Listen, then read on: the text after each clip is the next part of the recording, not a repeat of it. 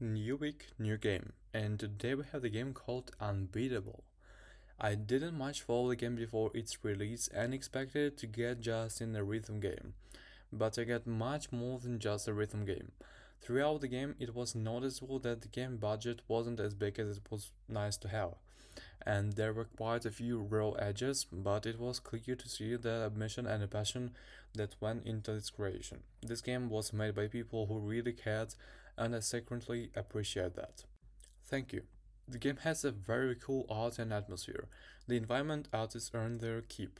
The world they built looks amazing. The 2D animators and directors also created amazing cutscenes and videos. Excellent work. I can't ignore the music, around which the entire game is built. I can't say that I liked absolutely every track, but I definitely found a lot of new tracks from a playlist. The gameplay and other interactive details often surprised me, both in a good and a bad way.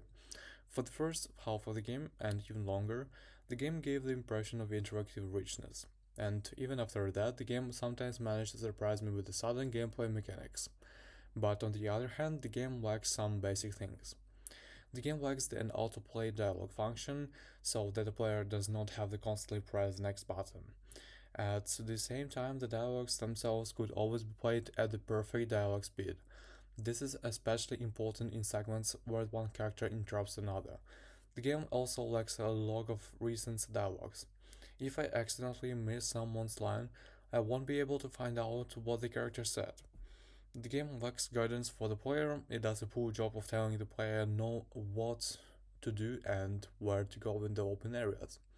Or it gives hints about the next place to visit in the dialogues between characters, which can be accidentally missed, misunderstood, or if I decide to end the game session at the moment, I completely forget what the last dialogue was about when I return.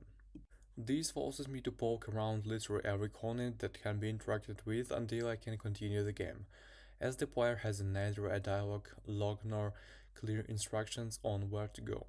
It would be great to assign a hint function to a button where the protagonist would say something like, Cleve said she'll be waiting for me outside the arcade. Now let's talk about the main thing, the rhythm game. The standard key layout on the controller doesn't seem intuitive to me. Interface layout is vertical and button weight is horizontal, and player can assign his own layout to the controller. Only a few presets are available, which is unfortunate. Overall, the rhythm game has a good gameplay conceptually, but oh brother, there is no place in heaven for whoever invented the yellow triangles. In addition, I choose the option to reduce the number of animations from very start of the game, but that wasn't enough. Fighters with the corpse of their enemies sometimes turned in a mess of the notes that are difficult to read, especially whether several enemies or they are on different sides of the player. The camera constantly jumps from side to side, and with each hit on the enemy, their note track jumps. So it's just awful.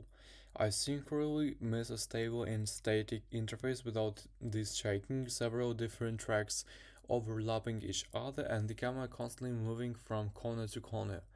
God, how annoying it was throughout with the entire game. The fight with the cops under the window of Kiver's old apartment or the fight with the cop on the roof of the arcade all were torture. This was peak of frustration. I beg you to add an option to disable all unnecessary animation. I also remember how sometimes during a rhythm game, a character tries to talk to me, but I can't hear them at all because not only am I focused on the game, but I also can't hear the dialogue over the loud music. Gameplay that requires concentration should not be mixed with dialogue. These are two completely incompatible things. Otherwise, the game turned out to be very good, but raw around the edges, it lacks polish in various areas. Poor timing when transitioning from the PMV cutscenes to gameplay or similar transitions between two different scenes, bugs with stairs, overlapping dialogue, etc. And I hope this will be fixed over time because the game really deserves it. It was suddenly a unique experience that I didn't expect from a rhythm game. Thank you for this experience and I hope to see new projects from you. Good luck!